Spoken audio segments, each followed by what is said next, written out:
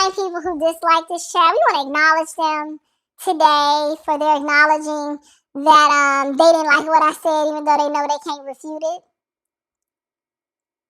Can y'all hear that? I don't know. Maybe I shouldn't have pressed that. April, Chad O, Vince, Sean Crenshaw. Awesome. Yeah, those are some of my favorite content creators. Absolutely. I was hoping I was going to see Chad this weekend, but I don't think he's coming. Y'all tell brother, keep brother Chad listed in prayer. He don't respond to text messages, but I get it because neither do I. Neither do I. I struggle with that. But it was important. And I should have just picked up the phone and called him. And I didn't. Because my menopause brain, I forgot. And so, oh well. Anyway, let's see. What are we up to right now? Hi, Mr. Joe. Just found your content a few days ago. Been hooked ever since. Keep doing the Lord's work. God bless. Well, welcome to the channel, Mr. Joe. So grateful that you found me. I always tell all of the newcomers, I'm so grateful to have you here. But I always give this disclaimer. So that way you can say we started out the relationship on the right foot. The disclaimer is, it's not a matter of when. It's not a matter of if I'm going to say something you don't like. It's a matter of when. And so with that, the relationship always starts out great, right? At the beginning, with the butterflies, and you're like, ooh, we just love each other. And then over time, I might say something and she'll be like, okay, I didn't see that coming. I didn't know she believed that. And then some do like they did with Jesus. They like, I can't walk with her no more. And I get it. I don't take it personal. I don't even mind the disagreement and the pushback. I set you up at the beginning so that you know this, so that when it happens, you be like, well, she did say it was gonna happen. So listen, I'm gonna say this, and I was real hesitant on saying this, and I was telling this to my husband. Apart from Christ and the regenerating work of the Spirit, not only would I probably absolutely love Jasmine, but I'd probably be just like that if left to myself. Listen, it is the sinful nature of how the devil will use your charisma, your infectious personality. He'll use all of the good gifts and talents that the Lord gave you to be used for his glory and for his purposes. What Satan will do is exploit that and have you doing what Jasmine is doing. And that's the saddest part. Because, personality-wise, Jasmine is like that chick that you be like, she cool as a fan. I can see us hanging out and enjoying. People just love her, right? I get it. If left to myself, apart from the saving grace of God, giving me a new heart and causing me to be born again and walking in his ways and loving his word, that would be me. And so that's a sobering reminder for any of us. Whatever it is that the Lord has put in your lap and called you to do, it can be exploited and perverted to push Satan's agenda when Christ is not, when you're not submitted to the lordship of Jesus. And so there are individuals who are like, well, I don't see what the problem is. I like her. I get it. I mean, when I was dead in my sin and trespasses too, I'd probably be working for Jasmine or laboring alongside her, pushing her agenda. That is a fact. That is an absolute fact. Why? Because I used to be a liberal. I wasn't no flaming feminist, but I had strong feminist leanings. I did not want marriage. I did not see myself being somebody's mom. Kids? You crazy. People who knew me growing up, when word got out via social media that I had 4 kids, 4 and under, they like, you a lie. April, I ain't gonna tell you my maiden name, well, you might know it, but they would call me by my full government maiden name, be like, there's no way that girl is married with 4 children. They could not believe it. Because I wasn't that chick. That was not me. It wasn't in the plan, right? It wasn't in the cards because I had my own agenda and my own worldview, and I was doing something else.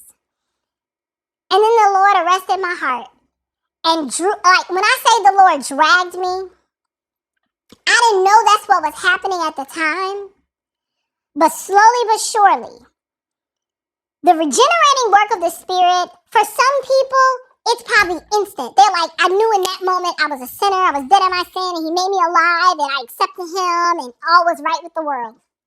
That ain't my story. The Lord, my heart was so callous and calcified and just dead that when John, is it John 6:44 says, no. It's the text that talks about being drawn by the Father. And in the Greek, the word is drag. Listen, I was being drugged. I was being drawn, not fighting resistant against my will kind of drag.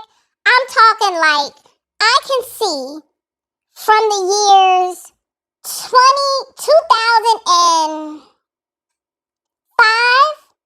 all the way up to like 2014, 2015. When I look back now, I can chart. I'm like, he was dragging me. He was dragging me. Like, he was literally dragging me. And in the culmination, in the fullness of time, when the gospel was proclaimed to me, it was like, okay, the heart is softened now. It's malleable. Now I'm coming in. I'm taking up residence. And the worldview is shifted. But it was a dragging from 2005 all the way through like 2014. There's so many stories when me and my husband talk about it, and I was like, you remember when I used to think this? And then one day it just changed, and then I started changing, and this changed, and this changed, and this changed.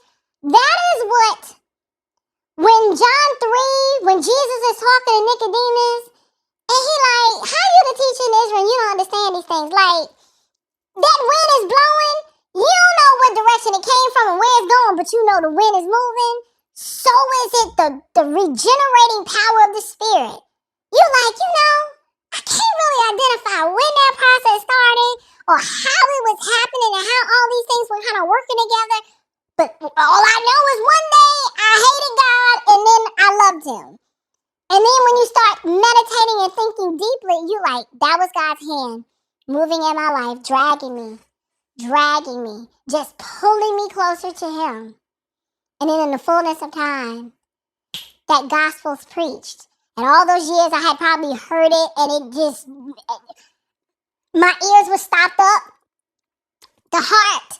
God is the one who prepares the soil. If you read Mark 3 or Mark 4 with the parable of the soils, Jesus is the one. The Holy Spirit is preparing that soil. And that seed, when it falls on that good ground, it's because he's preparing the soil. And only one of those soils is representative of the regenerated believer. That's what was happening to me.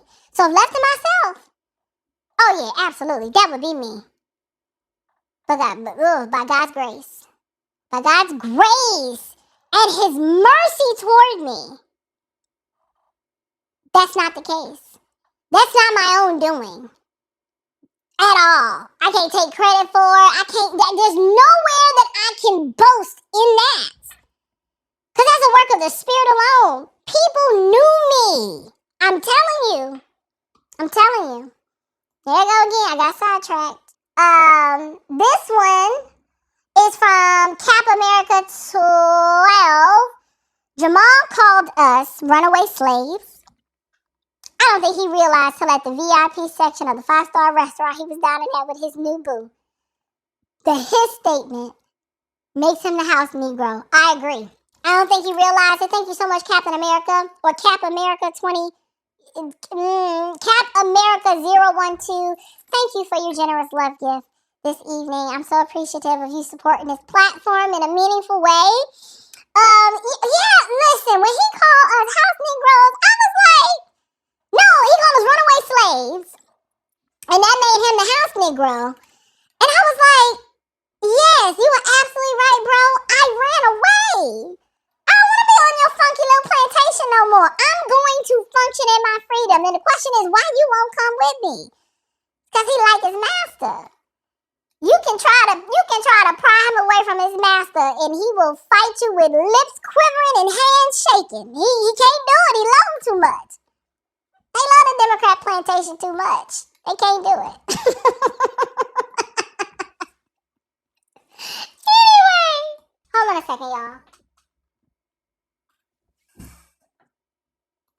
Has my voice been sounding crazy this whole time?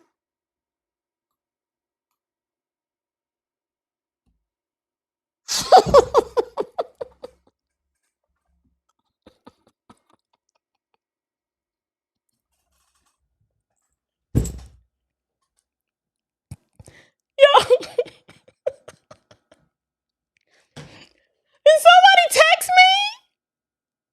Nobody text me. Nobody called me. Oh, you did text me, Corinne.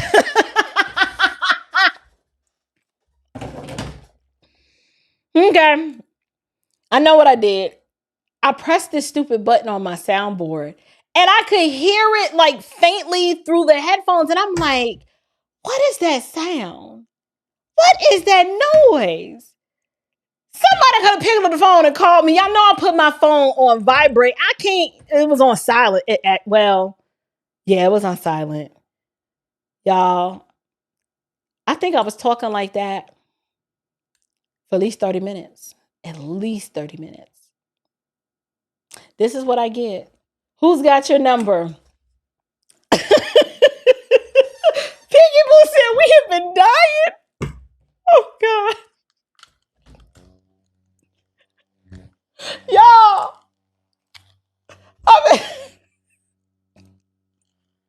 It's time to go. I'm going to get through these super chats, but it's time to go. Please. Y'all, I want to chop this out so bad. And so we can just laugh at it. I want to chop this out so bad. Y'all think I'm going to premiere just that section? I'm going to premiere that section tomorrow so we can laugh. I need to hear it myself because I could hear that something was wrong, but I didn't know what it was. And I'm looking at this button, this red button is lit up, and I'm like, what is that sound? What is that sound? And it was me. So it was the chipmunk voice. Oh my gosh. Did someone text me? Outside, one person did. And I should have known. I should have known something was wrong. Y'all, Robert is gone. He done gone to bed. So there's nobody else would have known. And it's my fault. Anyway, somebody said your voice is helium. and I'm cracking up.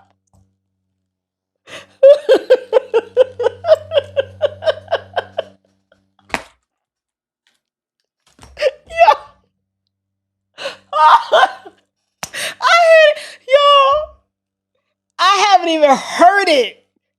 And I'm over here, my stomach is hurting. I'm trying so hard to hold it together. Y'all, it was worth it. Was it worth it? So y'all heard me give my testimony in the chipmunk voice? Oh, gosh. Oh, my Lord.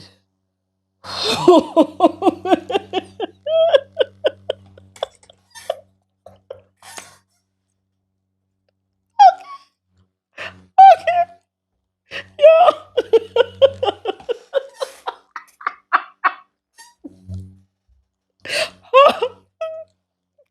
Oh, God.